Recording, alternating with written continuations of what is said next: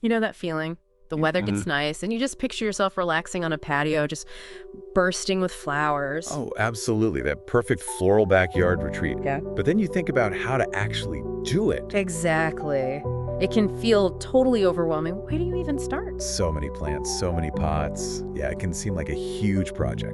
Well, that's exactly what we're going to dive into today. We've gathered a whole bunch of resources. We've got articles from Southern Living, Country Living, tips from Real Simple. Some design ideas, too, from Toll Brothers and Homes and Gardens. Yep, those two.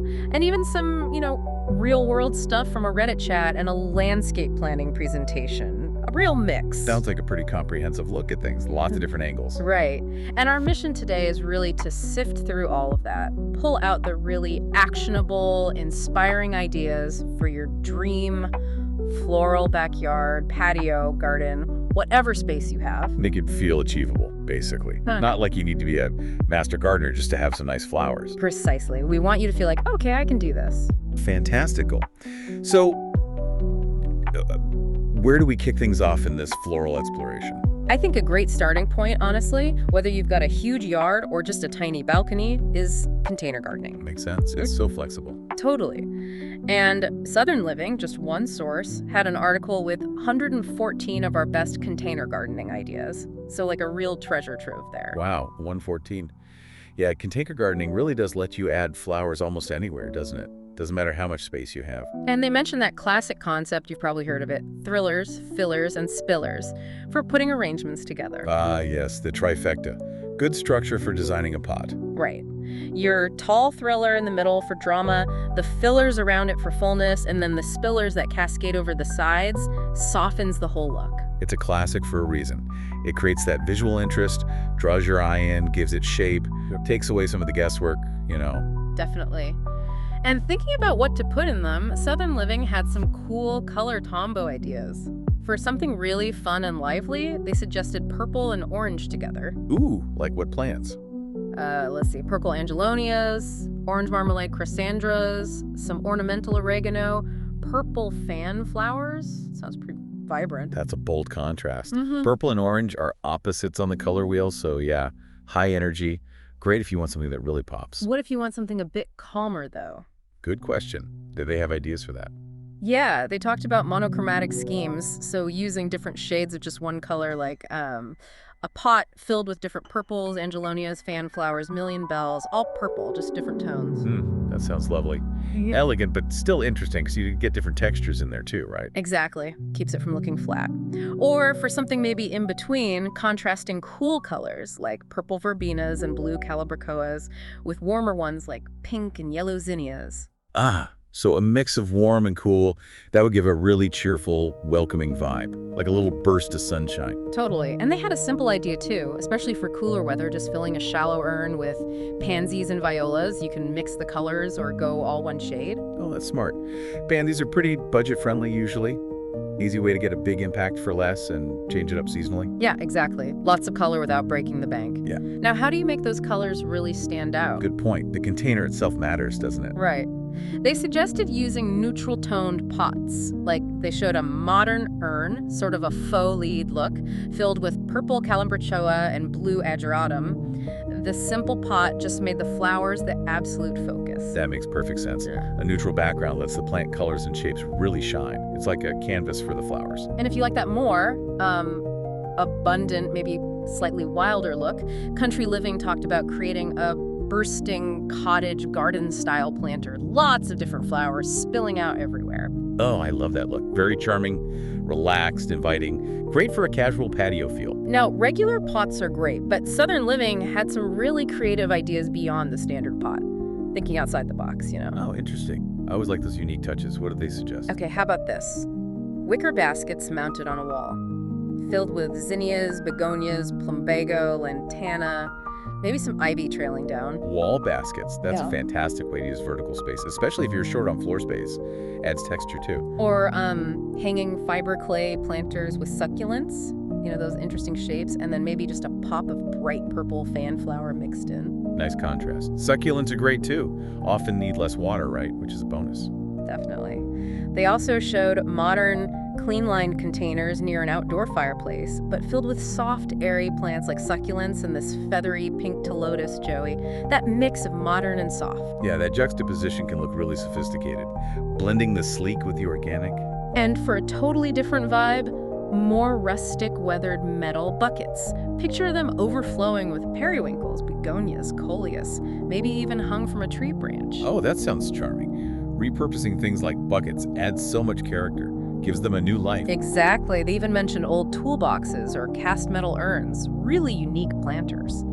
And Country Living added the simple idea of just painting plain pots for more color. Such an easy update. A bit of paint can completely change a pot and tie it into your whole patio scheme. And Southern Living also threw in the idea of using vintage wooden boxes, bowls, even old buckets for planting. Could be flowers, could be herbs. Ooh, I like that. Bringing in a bit of history, mixing the practical with the pretty. Very nice. Now, thinking about the experience of being on the patio, Trillium Living brought up something really important: fragrance. Ah, yes. The secret weapon of garden design.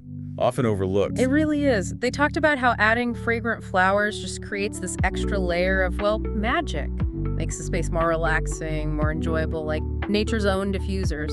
That scent on the breeze. Yeah. It really does elevate the whole experience, doesn't it? Makes it more immersive. Definitely something to think about when you're choosing plants. For sure. For containers or garden beds.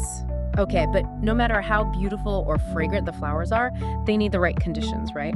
Sunlight is huge. Absolutely critical. Several sources: Southern Living, Real Simple, Country Living, all stress knowing your sun exposure.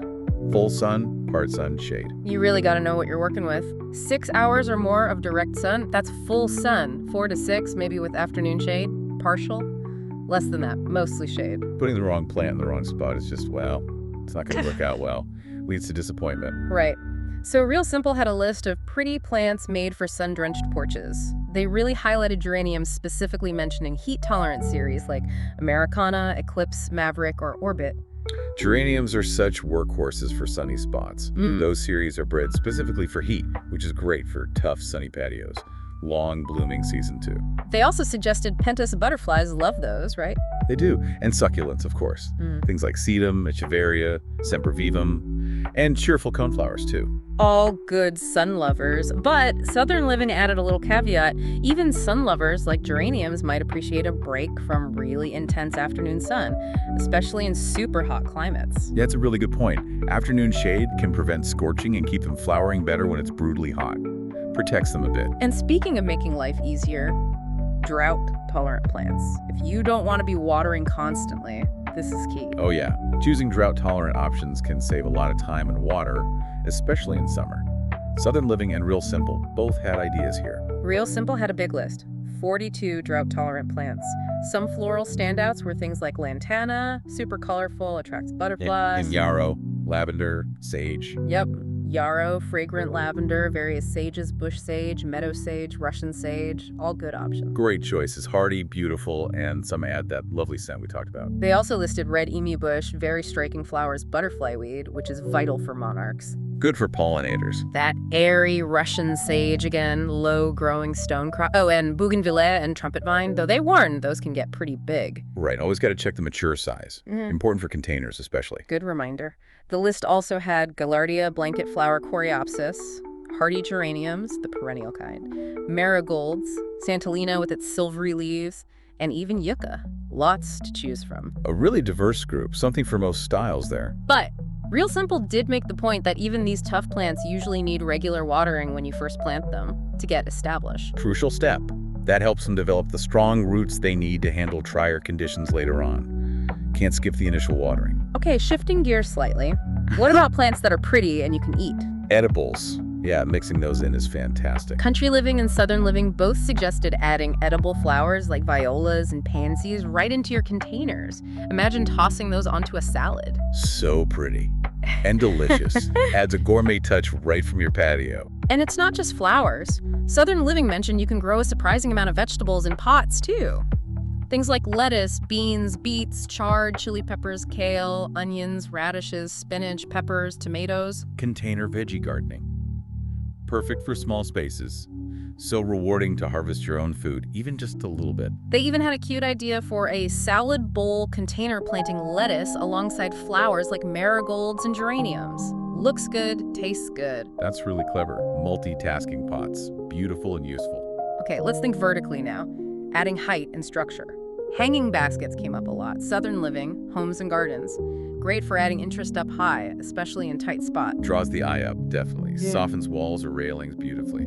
A classic for a reason. And if you have climbers, like a Mandevilla vine, Southern Living said give them something to climb on a trellis, and arbor creates a real feature. Yeah, climbing plants add that lush green wall effect. Can screen areas too, add privacy, maximize that vertical space. They also had this idea of a wall swag container. Basically, a container packed with overflowing flowers designed to hang on and highlight a wall. Ooh, like a floral focal point on a plain wall. Sounds dramatic and really eye-catching. And Homes and Gardens suggested using a ladder shelf. Leaning one against a wall and putting multiple pots on the different rungs. A ladder shelf, yeah, that's a great display trick. Adds height variation, lets you show off a collection of smaller pots. Plus, it looks quite charming. Now, for those of us maybe who want beauty without quite so much work, low maintenance is key, right? Absolutely. More time relaxing, less time fussing. What strategies did they suggest? Southern Living highlighted an orange crush container. It had coleus, sun patience, and wishbone flower. They called it an easy care combo. Choosing plants with similar needs. Smart. And those particular plants are known for being pretty forgiving and long blooming. They also suggested potted boxwoods for a touch of formal green. Evergreen, structured, but low effort compared to intricate topiaries. Boxwoods are great for that. Year-round structure, very classic look, minimal fuss. And a really clever, simple tip for seasonal color. Just buy inexpensive annuals in their nursery pots and plop them, pot and all, inside your nicer decorative containers. Oh, the pot and pot trick. Yeah, that's brilliant. Super easy way to swap things out, keep the color coming without replanting constantly. Budget friendly too. And thinking about the patio itself, the easy maintenance article mentioned choosing materials like porcelain pavers, composite decking, or even gravel for the surface. Less cleaning, less upkeep. Good point. The hardscaping matters too. Durable, easy, clean surfaces free up more time for enjoying the plants. Homes and Gardens threw in some specific low-maintenance plant names too. Hoituras with their colorful leaves, interesting foliage begonias, scented leaf pelargoniums. Pletranthus, pansies again, hydrangeas, skimia rubella. Right, a good mix offering color, texture, even scent, without demanding constant attention. So lots of ways to make it easier on yourself. Definitely. Finally, it's worth remembering how all this fits into the bigger picture, the overall patio design. Lowe's mentioned coordinating your furniture style and colors with the flowers. Treating it like an outdoor room, essentially. Making sure the furniture, pots, and plants all work together aesthetically creates a much more cohesive feel. And lighting. Neighbor and Homes and Gardens both emphasized how important lighting is for evenings. Highlighting plants, lighting paths. Oh, absolutely. Good lighting extends how long you can use the space, plus it creates such a magical atmosphere at night. Really showcases the plants differently. We saw that Reddit discussion mentioning landscaping around the patio too. Someone suggested Japanese maples near retaining walls. But with a caution about roots. Yeah. Need non-invasive ones near structures. Exactly. Important detail. Larger plants like that can add shade and structure, but you have to choose wisely. Homes and Gardens also talked about using potted plants strategically on larger patios to define different zones, create a bit of shade, just add overall lushness. Yeah, containers as room dividers almost, breaking up a big space, making it feel cozier. And they had that lovely idea of combining raised beds with built-in benches. So you're literally sitting surrounded by plants while you eat or relax. Doesn't that sound amazing? Really blurring the lines between garden and patio. So immersive. Okay, so wrapping up this deep dive. Wow, lots of ideas. I mean, the versatility of container gardening really came through, didn't it? For sure. And the absolute necessity of matching plants to your sunlight and how much maintenance you actually want to do. Right, and don't forget fragrance. Such a simple way to add another dimension. Plus, all those creative ways to use pots, baskets, structures, thinking vertically too. It really boils down to making smart choices for your space, your style, and how much time you have. Creating something you'll genuinely love spending time in. So here's a final thought for you, listening. Maybe don't feel like you have to redo everything at once. What if you just started small? Yeah, pick one corner, maybe.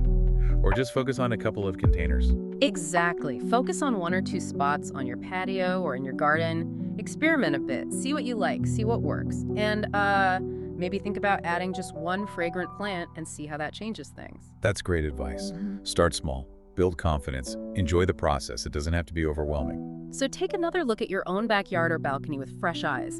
Picture that floral oasis you can create. And remember, those sources we talked about, they have even more detail if you're ready to explore further.